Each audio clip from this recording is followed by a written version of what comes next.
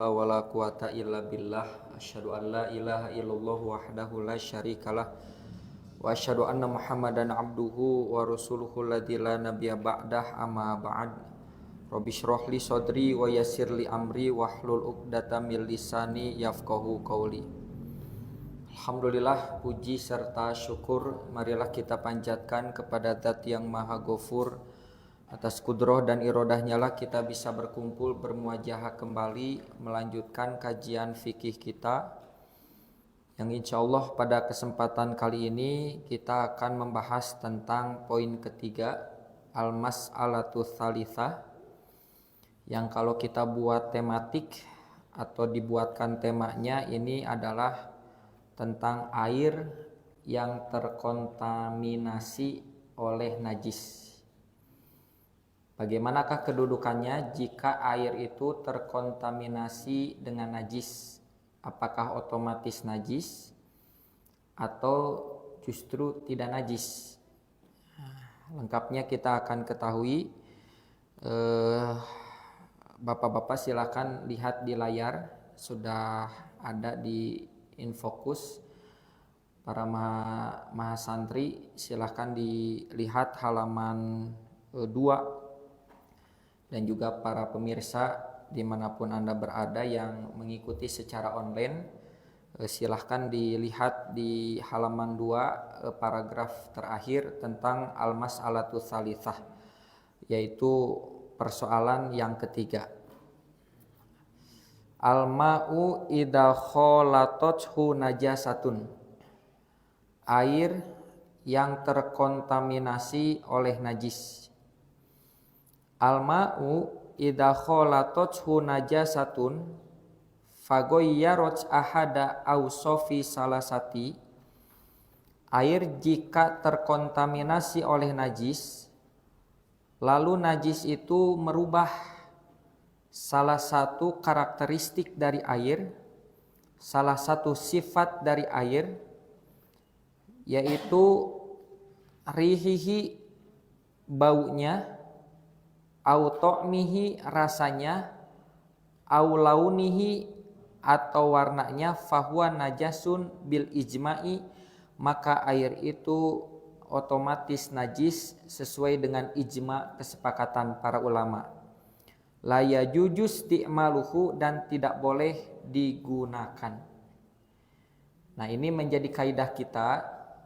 Jadi air itu dikatakan najis jika air itu terkontaminasi oleh najis dan najis itu merubah salah satu dari 3 karakteristik sifat air. Yang pertama adalah baunya, yang kedua adalah rasanya, dan yang ketiga adalah warnanya. Jadi kalau ada air terkena najis, berubahlah baunya, berarti najis. Baunya tidak berubah, warnanya berubah, berarti najis. Baunya tidak berubah, warnanya tidak berubah, tapi ketika dicicipi, Pak, agak segar-segar sedap, maka secara kaidah ini air itu dikatakan najis dan tidak boleh dimanfaatkan, apalagi digunakan untuk bersuci. Fala yarfa'ul hadasa wala yuzilul khobatha, dan tidak mampu menghilangkan hadas, juga air itu tidak mampu menghilangkan khobas. Masih ingat Pak, apa itu hadas, apa itu khobas? Ibu masih ingat Bu? Halo. Hadas itu sesuatu yang timbul dari internal, buang air kecil, buang air besar. Sedangkan khobas sesuatu yang datang dari eksternal, dari luar, ya, kotoran, misalnya air kencing bayi mengenai kita, atau noda-noda, misalnya cat Bapak mengenai tubuh kita atau baju kita, itu khobas, jadi sifatnya yang di luar. Nah, air yang terkontaminasi oleh najis otomatis dia tidak mampu menghilangkan hadas, juga tidak mampu menghilangkan khobas. Sawaun, coba saya lihat dulu ke atas ya. Sawaun kana katsiron au qalilan, sama saja ya, baik itu sedikit ataupun banyak. Amma in khalatathu najasatu, jika terkontaminasi oleh najis maka tidak bisa dimanfaatkan, tidak bisa digunakan. Gitu Pak ya. Mas santri juga sampai poin ini bisa dipahami? Oke, mudah-mudahan bisa kita amalkan. Jadi sekarang harus kita jeli. Kalau ada air, coba dicek 3 karakteristik itu. Rasa, bau, rasa, warna. Bau, rasa, warna. Bau, rasa, warna. Kalau berubah disebabkan najis, nah maka jangan. Tapi kalau berubah bukan disebabkan najis, najis tidak? Tidak. Berubah warnanya, berubah rasanya, berubah baunya. Ketika kita cek, dicicipi, ini mah cikopi. Nah, itu tidak najis, ya, karena yang merubah warna, sifat, rasa, baunya bukan najis. Ya, boleh itu mah dikonsumsi, dimanfaatkan. Cuman memang tidak boleh digunakan untuk alat bersuci, tidak bisa digunakan untuk berwudu. Nah, sekarang bagaimana kalau amma in khalatathu najasatu, jika najis itu atau air itu terkontaminasi oleh najis, walam tagoyyar ahada ausofihi atau walam tugoyyir ahada ausofihi, dan najis itu tidak merubah salah satu dari 3 karakteristik air. Bapak punya seember air, mohon maaf, tertetesi oleh air kencing kita. Kalau disebut tertetesi, ya mungkin 1 tetes 2 tetes Pak ya. Gak mungkin 1 ember kencing kita, gak mungkin. 1 tetes 2 tetes misalnya terkena ember yang volumenya full. Nah, coba dicek sama Bapak. Ya. Nah, ini harus dicek. Karena kalau dibuang otomatis mubazir. Ya, inna mubadziro ikhwanu syayatin. Yang suka membubadirkan kan itu bestinya setan. Nah, Bapak mau jadi besti setan? Nah, tentu nggak boleh. Nah, maka air ember yang full itu volumenya dicek dulu.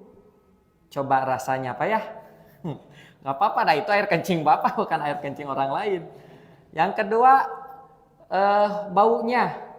Yang ketiga, warnanya. Kalau tidak mengalami perubahan apapun, boleh Pak digunakan untuk mandi, digunakan untuk berwudu. Nah, maka di sini dijelaskan adapun najis yang kemudian najis itu masuk ke air atau air terkontaminasi oleh najis, dan najis itu tidak merubah salah satu sifat dari rasa air tersebut atau karakteristik air tersebut. Baunya tidak berubah, rasanya tidak berubah, warnanya pun tidak berubah. Fa in kana katsiron, meskipun itu banyak, lam yanjus, tidak akan menajiskan. Wa tahsulu taharatu bihi, dan airnya tetap bersih, tetap suci. Bisa dipahami ya? Nah, jadi yang menentukan 3 sifat karakteristik itu. Wa amma in kana qalilan, tapi jika airnya sedikit, nah maka dikhawatirkan air sedikit itu dengan najis itu terkontaminasi, ya, karena sedikitnya. Fayanjus, maka air itu najis. Fala tahsulu taharatu bi, dan tidak menghasilkan kesucian atau airnya tidak suci. Nah, lalu bagaimana batasannya air itu najis atau tidaknya ketika misalnya terkontaminasi oleh najis? Nah, di sini ada standarisasi, Ibu Bapak. Standarisasi ini menjadi batas minimal. Air itu susah untuk dibuat najis, bahkan sulit untuk dibuat najis. Wahadul ma'ul kathiru, air yang banyak, mabalago kullataini, yang mencapai 2 kullah bahkan lebih fa'aktsaro wal qalilu maduna dalik, dan yang disebut sedikit adalah yang di bawah itu. Jadi kalau airnya banyak maka najis bagaimanapun susah untuk membuat air itu menjadi najis. Standarnya adalah 2 kullah. Berapa 2 kullah? Saya pernah buat PowerPoint, kebetulan tidak di tablet, di laptop. 2 kullah ini banyak ikhtilaf di antara para ulama. Tapi setidaknya kalau kita merujuk kitab ini, sebagaimana yang dicantumkan dalam footnote, yang dimaksud dengan 2 kullah itu, 1 kullahnya 160,5 liter air. 1 kullah berarti kalau 2 kullah lebih kurang 300, ya gitu. 320 ya Pak? Ya 320. Itu batas minimal. Ada juga yang mengatakan 500 liter. Kalau kita gambarkan, ilustrasikan, mungkin ukuran 1 toren kecil ya, yang ukuran 500, ada Pak Ji? Ada Pak? Ya, kegambar ya? Ya, kegambar. Itu minimal. Maka air bagaimanapun tidak akan terkontaminasi oleh najis. Najis apapun. Kalau capaiannya minimal, kita anggap 500 liter saja zona amannya Pak ya. Begitu. Kenapa ini dibahas? Nah, kita aplikasikan dalam kehidupan sehari-hari. Ibu, Bapak termasuk mahasiswa, saya bertanya. Ini teman-teman mahasiswa suka berenang? Pernah berenang? Halo? Pernah berenang? Oke. Jawab dengan jujur. Pernah pipis di air atau di kolam renang? Sering. Oke. Pertanyaannya Ibu Bapak, kolam renang yang dipipisi oleh mahasiswa. Kan tadi pengakuan kan? Sering malah. Apakah lantas kolam renang itu menjadi najis? Halo? Kenapa tidak? Kenapa Pak? Kalau kolam renangnya penuh oleh orang-orang, lalu kencing di kolam renang itu, tiba-tiba Bapak kaget kolam renang yang jernih jadi karoning. Tentu itu harus ada kesepakatan masyarakat yang mau renang harus kencing bareng di sana-sana. Enggak Pak, ya. Jadi prakteknya saya pun pernah Bapak sok seudonya pernah berenang di kolam renang dan juga pernah menyaksikan faktanya, ya, ada yang memang kencing di kolam renang. Apakah lantas saya langsung loncat dari kolam renang? Enggak Pak, rasanya tidak berubah, baunya pun tidak berubah, warnanya pun tidak berubah. Ya, kalau Bapak tidak yakin dengan saya, mungkin nanti kita praktek langsung di kolam renang. Mahasiswa yang kencing di kolam renang tidak akan ada perubahan apapun. Ya, walaupun secara adabnya tetap, ya, nanti mahasiswa jangan diulangi lagi ya. Nah, tadi soalnya pengakuan, adabnya tetap kencing ya di tempatnya. Tapi kalau memang seandainya tidak kuat, kebelet, ya, maka kencing di kolam renang pun tidak mengapa. Karena setahu saya kolam renang itu airnya mengalir, tersirkulasikan, ada yang langsung dibuang. Kecuali yang kalau tidak dibuang, nah ini yang akan nanti ada pembahasan khususnya. Air yang menggenang itu nggak boleh dijadikan medium untuk buang air kecil. Karena tadi kalau terus ditabung, ya kencing itu akan merubah warna, rasa, bau. Tapi kalau kolam renang yang setahu saya itu disirkulasikan, dibuang malah, lalu kemudian dikuras lagi. Itu nggak apa-apa. Ya, jadi sekali lagi jangan ragu berenang dimanapun. Kalaupun ada yang kencing di kolam renang, airnya tetap tidak najis, airnya tetap suci. Standarnya 2 kullah. Kalau merujuk kepada kitab ini, 1 kullahnya 160,5 liter, berarti 320 liter. Kalau kita lihat di negara-negara lain itu berbeda-beda konversinya. Ada yang mengatakan 2 kulah itu 500, ada juga yang lebih begitu. Baik, kita lanjutkan kembali.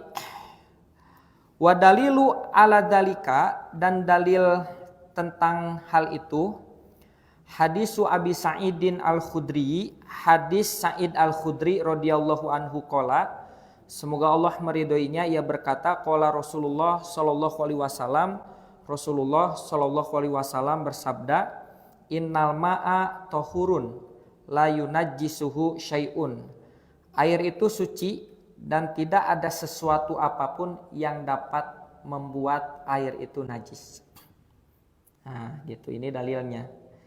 Wa hadisu ibni Umar radhiyallahu anhuma, dan hadis Ibnu Umar radhiyallahu anhuma, anna Rasulullah sallallahu alaihi wasallam, bahwa Rasulullah sallallahu alaihi wasallam qala bersabda, idza balagol ma'u kullataini, bila air itu mencapai 2 kulah, lam yahmilil khobath, maka tidak akan membuat air itu jadi kotor.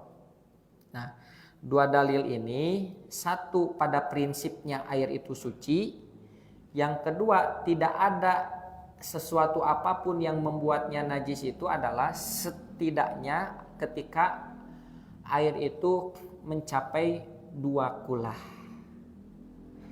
Nah, dari pembahasan poin ketiga bisa kita simpulkan bahwa pembahasan kita ini yang berjudul air yang terkontaminasi oleh najis, berarti kalau kita petakan ada 2 poin.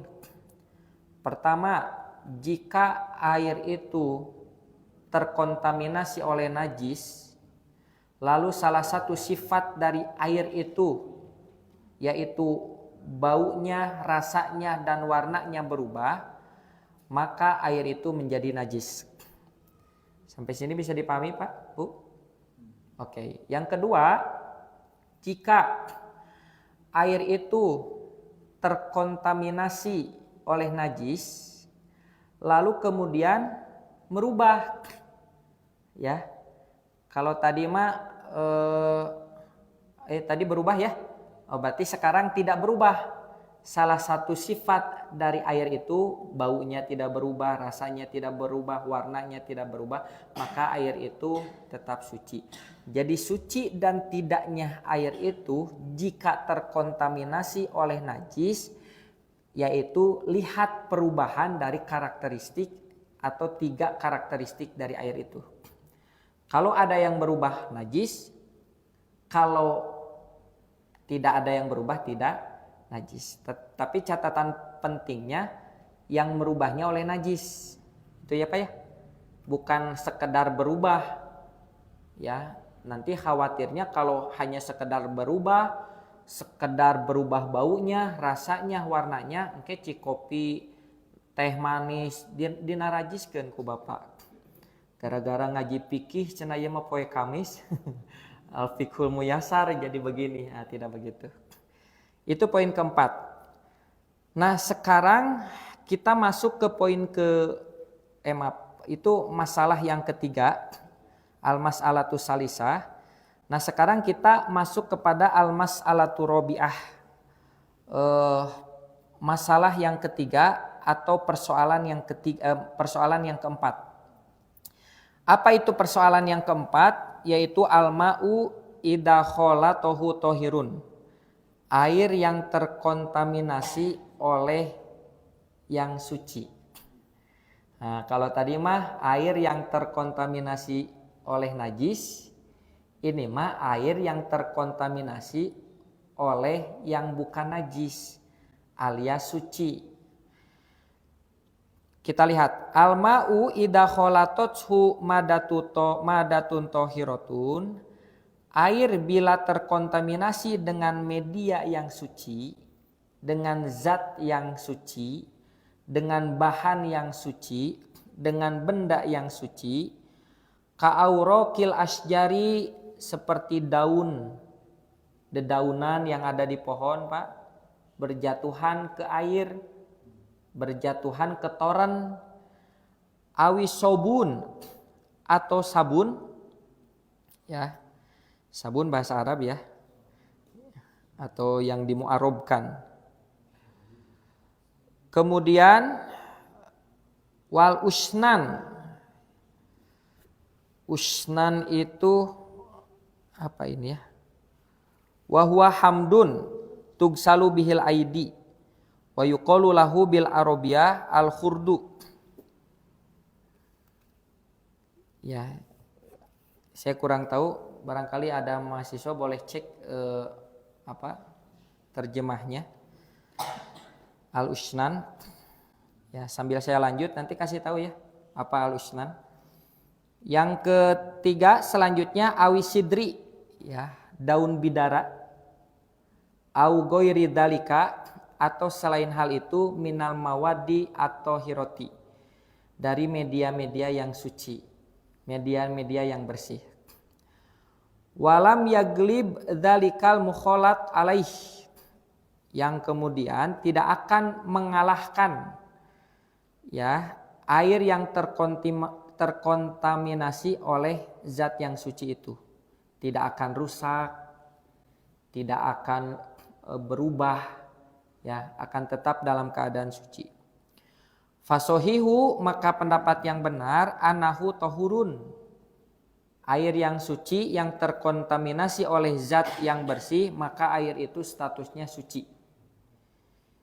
Ya juzu tatohuru bihi minal hadasi wan najasati, dan boleh bersuci dengan air tersebut, baik dari hadas ataupun dari najis.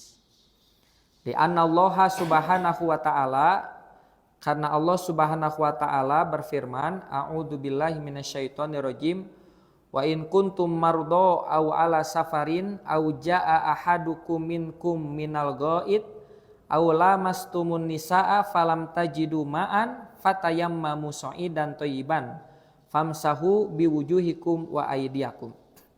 Jika kamu sakit atau sedang safar, atau salah seorang di antara kamu sedang buang air besar, atau sedang melakukan hubungan suami istri, lalu kemudian tidak mendapatkan air, maka bertayamumlah dengan tanah yang baik.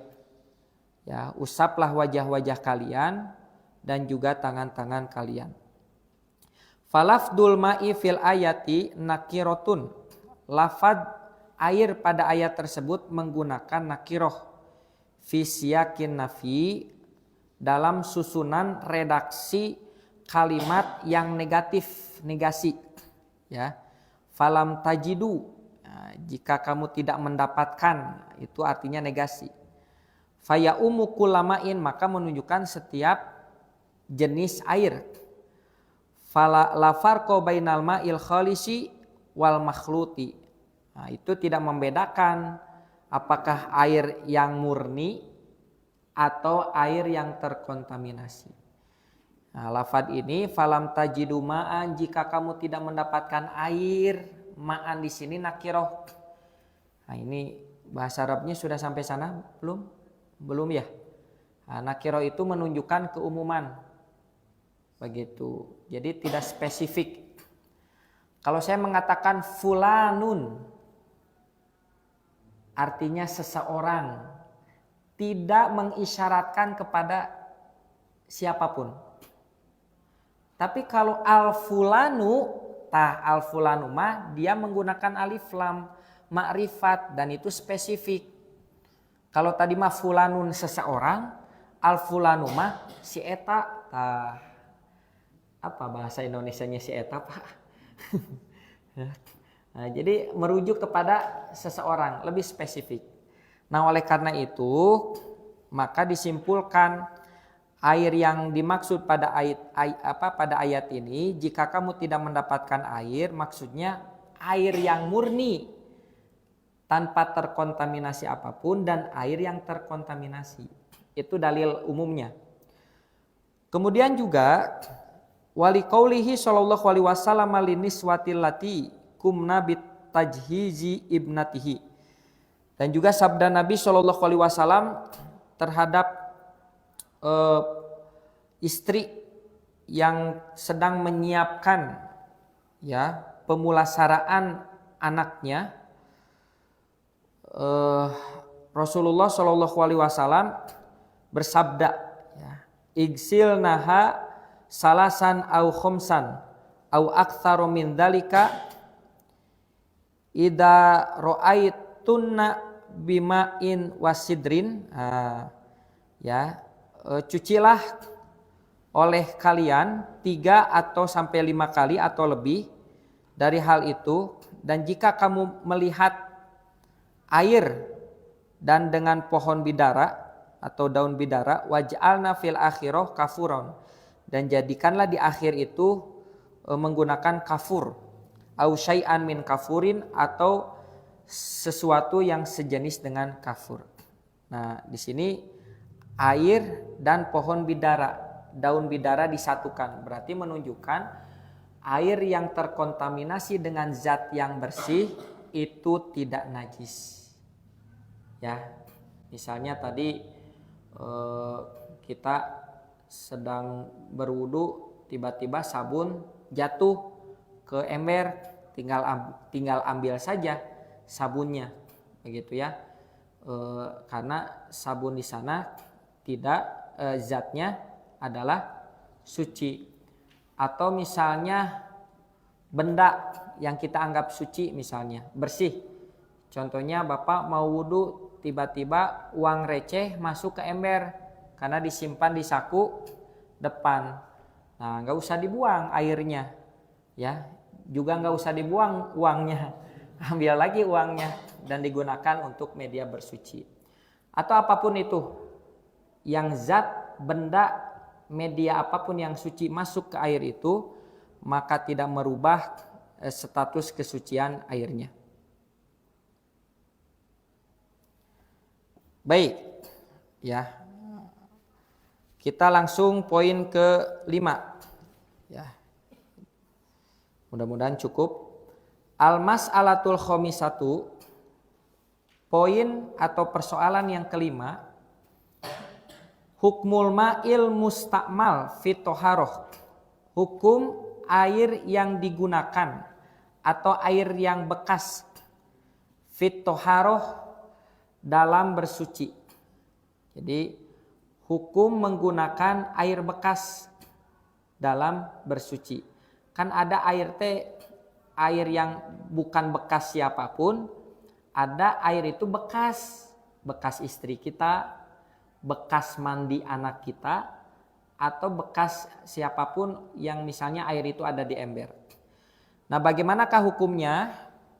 Al-ma'ul mustakmalu fit toharoti, air yang terpakai atau air bekas fit toharoti dalam bersuci, kalma'il munfasili an a'do'il mutawaddi'i, seperti air yang terpisah dari anggota badan wudu, wal mugtasili, dan dari orang yang mandi, tohirun mutohirun ligoirihi ala sohihi, maka status airnya suci lagi mensucikan untuk yang lainnya berdasarkan pendapat yang sahih.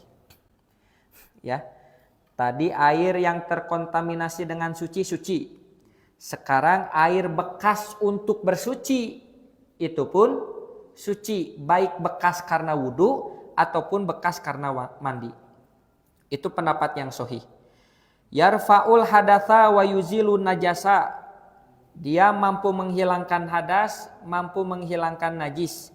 Madama annahu lam yataghayyar minhu ahadul ausofi salasati. Tapi tetap poinnya, selama ya tidak merubah salah satu dari sifat ketiga air tersebut. Ar-rohiati, baunya, wa to'mi, rasanya, walauni, warnanya. Manakah dalilnya?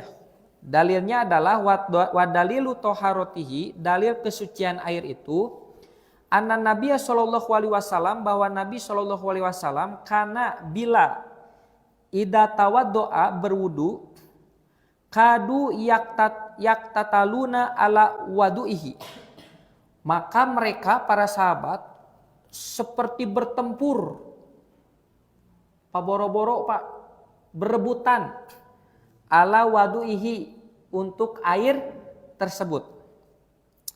Kenapa? Wali anahu sallallahu alaihi wasallam, karena Nabi sallallahu alaihi wasallam pernah coba mengairi, memerciki ala Jabirin kepada Jabir min wadu'ihi, dari air wudunya.